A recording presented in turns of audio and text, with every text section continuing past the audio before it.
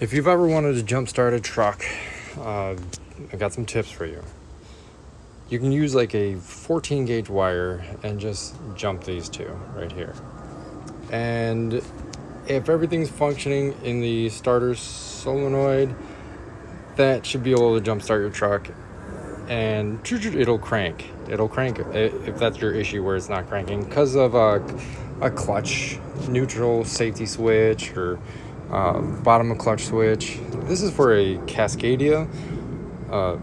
This is on a Cascadia, but you could use this principle on nearly any starter, in theory. In case it was a starter that didn't have this IMS, integrated magnetic switch, you could just, it usually had it has a small wire that goes to the starter, the exciter wire or the crank wire, crank circuit. And so if you had that kind of situation, I would suggest you put the 14 gauge wire on that crank circuit, which over on this one is actually up top right there. So that's the crank circuit. You can put your little 14 gauge wire on there, and the other end of the wire, touch it over to the terminal, and you'll see a small little zap on there, and that's fine because that's the OEM side. You don't want to get arcs on the actual studs in case it's warranty or something like that. So truck now starts up. Maybe it was a neutral safety switch or a start and inhibit something or another. There's plenty of start and inhibit things that can cause it to not crank, and all you want to do is get it to start up and get it to move into the shop or whatever. So if you have an issue with this IMS, which does happen, the next step I would say is take your 14 gauge wire and just touch it to one of these studs, these yellow studs. They're not yellow on the truck. I just put a paint marker on there so you can see for clarity, and put it on one side of those IMS studs, and then again go to the terminal, and one of these sides is going to be hot at all times. I believe it's this one, but you'll see. Go to both of them. Sometimes you may have to rub it on there a little bit hard because of the corrosion that built up, but no big deal. So cranks up, all good. Cool. Sometimes you may have a start neutral relay in the Eaton transmission, and the engine computer is actually programmed to know that it's broadcasting neutral. And so if you bypass that neutral relay, basically that's what you're doing, is just jumping it.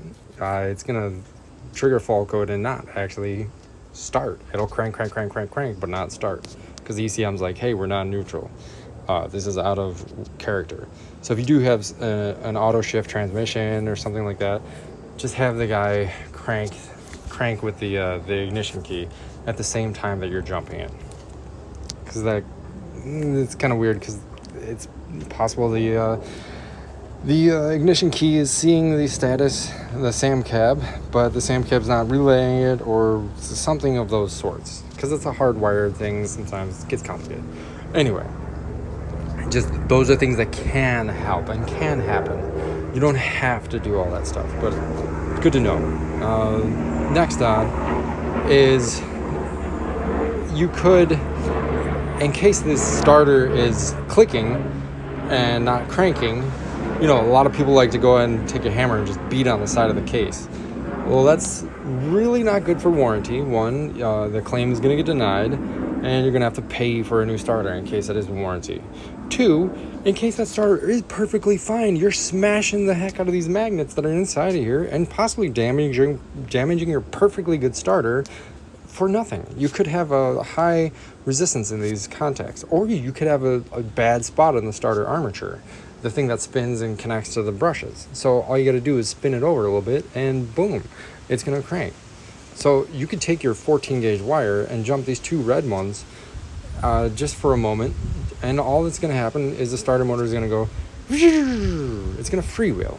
basically all you're doing is spinning the electric motor inside there, and it's not contacting the ring gear on the actual flywheel because the armature is not being activated through the start enable circuit and yada yada. So the armature gets activated by the solenoid. So basically, yeah, the starter motor just freewheels, and then you try cranking, and boom, it fires right up. Yay, hooray! We saved the day with a 14 gauge wire. Now, final kind of issue that you may run into is that you go to crank it and it just makes a clunk noise and it won't crank. And what could happen is the fact that there's corrosion all on here, or actually internal to the actual starter solenoid, there's some very big contacts that contact these two red studs right here. So when that starter gets that exciter wire, it draws this armature in to engage the flywheel, which, in case you have a starter abutment, that means like the teeth are meshed up on the actual flywheel and the pinion gear can't mesh and can't make contact. In that case, you got to bar the motor over a little bit. I use a pry bar at the bottom. You can use a 15/16 deep socket in the alternator and spin the engine just a little bit to get off that damaged portion, and then it'll crank up. But that's for starter abutment. But in case you got a actual high resistance in this contacts for this starter solenoid, there's a contact. So when that armature goes to click all the way in, when it fully seats, it contacts these two terminals, and then allows that high current to flow through that cable into the actual starter motor. And so what happens is you have high resistance in those contacts, whether it's carbon buildup or arcing, whatever. A lot of times you take the starter out and actually put it on the ground, and that is what breaks all that debris up, and now it's able to work every single time perfectly fine. Oh, it gets failed for warranty though. But hey, you know what? I digress. That's why we have this outer meter, power net test, yada yada. So, in case you do have high resistance in these contacts, you can take not your 14 gauge wire, because your 14 gauge wire will get red hot and melt and burn you. You want to use like an 8 gauge wire. So you touch your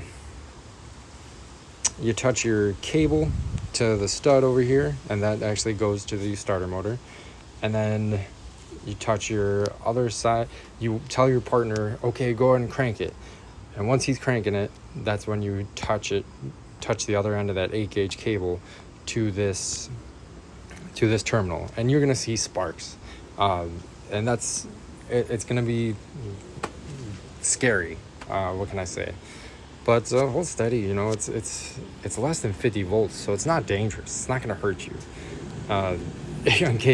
Unless you had a 14 gauge wire, which is super thin wire, you want a thick cable, something that is like 3/8 of an inch thick diameter or bigger. You can use a 4/0 cable by all means, but you do want to use this terminal. Any kind of jumping, you don't want to use a stud, because like I said, you're gonna damage that. You're gonna void your warranty, yada yada.